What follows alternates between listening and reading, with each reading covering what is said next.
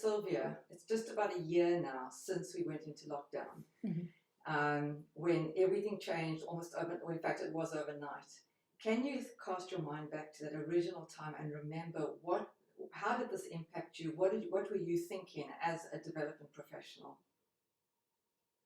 Well, immediately I go to stopping that face-to-face and just having to cope. But I think from the learning and development piece, it was how to get all the technology. So it started very much in that, how do I work Zoom? What can you do? What can't you do? Do you like MS Teams? Which is your preferred thing? Yeah, I think that was the starting point for me, and probably the overwhelming thing that happened right in the beginning.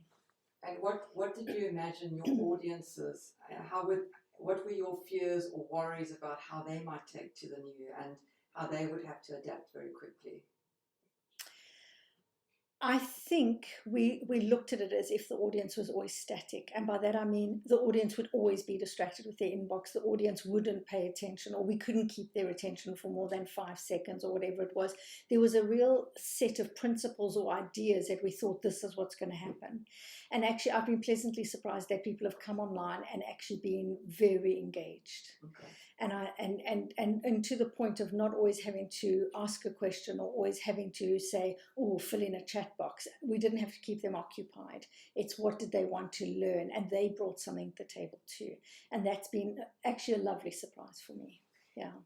And what were some of the tools and techniques you actually employed to try and keep that engagement, to try and replicate the live situation, the in-person situation? It's so funny. I went on a WebEx myself as a student, and I was so beyond irritation by the end of it with some of the small things. And I realized embodiment for us is important. Real experiences, real practitioners working in the real world. And so I decided, how close to the real world could we make the online learning? So I see it as if we're in a classroom. You know, when we say to people, do something on the technology and everyone's got their mouse in their hand and they're all going, where is this on the screen? I don't know. It's exactly the same as if we say to them, go to a breakout room. Then they're not sure, am I picking up my jacket? Where's my pen? Where am I supposed to be going? What did you tell us to do again? It's almost exactly the same. And so if we hold those tolerances in that space, then we open far more opportunity for people to coordinate, to go into breakout rooms, to have discussions, to talk over each other inadvertently, and to allow that to happen because it's right and it's normal and it does actually work. It makes it much, much richer. So for me, I've tried to keep it as close to the actual real life space, to the extent that we've got groups of people, all of them sitting in their own homes, not together, to actually build something together, to end up with one thing, which was actually quite an undertaking, but actually worked really, really well. So it is possible if you think through and you're just a bit more creative. Mm-hmm. Yeah. And what have been some of the big, what would be some of the things you would like to keep going forward, regardless of what happens with COVID, whether we work from home more often or we're back in the office space? What do you think some of the things would be valuable to continue doing, or to keep learning from this experience? Gosh, I can think of some of the things I don't want, but I think actually that people have engaged with the learning. I think there's been slightly a little bit more time for that, and that's been available. And I think that in between bits of learning where people have had to do work or apply it or come back and talk about that application, there's been a lot more focus on that, and I really hope that that continues, because I think when we go to work, actually a lot more time gets taken up in the interacting and coordinating and going to get tea and stopping for lunch, that in a way some of that has been spent on the actual application, and I hope that that continues. So people have done projects, they've been more willing to read something at home, they've been more willing to do the homework, and I think some of that is just to some degree less pressure on their time, you know, the travel or the time that it takes actually being at work. Yeah. You've also had to change the structure of the program. So very often it's the same type of content, but actually it's often been delivered over a longer time period. Yeah. How has that been for you personally as a developer? But also, what again have there been benefits to the student to be able to do that?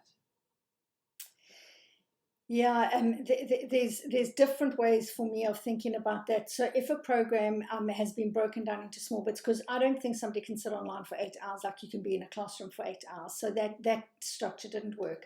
If we do a couple of consecutive sessions together, so something like on a Monday, Tuesday, Wednesday morning, then it hangs together quite well, and people only sleep overnight, so they kind of remember what they've done, and you don't spend a lot of time topping and tailing things. If it's too disjointed, then we lose a little bit of the learning. So we've had to use actually almost more time. So 2 day, if you like, 16-hour program online then maybe needs to become 20 hours if you disjoint it too much. So that's the one really big thing. And I think the other crucial thing has been, if people do a half a day session, because a whole day in front of the camera or on this is too much, because we're learning, we're not just doing the work. If they get absolutely pulled into their inbox or into work in the afternoon, they don't assimilate the learning quite as well. So there's that as well. I'm starting to warn people, actually give yourself an hour to have lunch or to go for a walk or take the dog out or whatever, but to not just fall directly back into work, something. Yeah. And so I think it's managing those things, which actually from a learning perspective we know, but I think because it's online we have to really employ a little bit more consciously or a bit more deliberately. Yeah. And thinking a little bit about the technology, Yes. what are some of your favorites? I'm not asking about the actual name of perhaps of the different programs, but what some of the features that you think are really worked well, or what do you wish we had more of? Interaction. And by that I mean, when I look at some of the programs, whoever is presenting, they can make breakout groups, they can go into the breakout rooms, but nobody else can move. And that's quite restrictive. So if you say to a group, go and coordinate across with other groups while you're in your small groups, it's not possible. Now, some of the technologies allow that, and that's far better. And also, if anybody can be a presenter, so let's say a small group do a piece of work and now they want to show their slide. It's not a whole big take off and put it on. It's literally a move. It's almost, it facilitates that conversation rather than gets in the way. So for me, everyone has power to make breakout rooms, to move from one room to another, to butterfly across and bring information across. That is what I think is stronger, and that I would like to see much, much more of, especially if I look at things like MS Teams or Zoom. They're quite restrictive. So while they can do that, the presenter's in total control, and that total control is very restrictive. Yeah. And any software that you want to give a shout out to that you feel is doing really well at this time?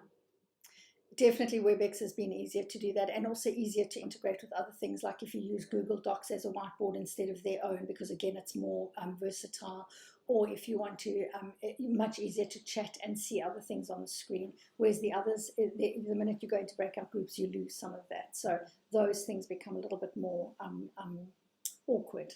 Okay. So for me, I have favored WebEx a little bit, and I'm sure others will be built and brought out there, because it is growing up all the time. Mm-hmm. Yeah. Okay. And I might have asked you this already, but looking over the next 12 months, what do you predict will happen? What do you think is going to happen in the learning and development space? I think the hybrid piece will come back in. I think when people are exploring who the organization is and what the organization needs to do, so some of that identity stuff, I think there needs to be some contact real time, and I think there will be space for that coming together. But I also equally think people have practiced this for a whole year. As we keep staying in these semi-locky down things, we'll keep doing more and more of that. It will become the norm. So I think it's the interaction and more dynamicness of that versus the learning. And I think, how do we hybrid those two together? How do we blend that together well? And then I think for our learning, especially where we're doing the embodied piece, where people are using literally their system and their self as the instrument, some of that will still need more face-to-face. And so I think there needs to be some space for that still. Okay. Yeah. Thank you. Thank you for your time. Thank you. Yeah, thank you very much. Yeah, interesting afternoon.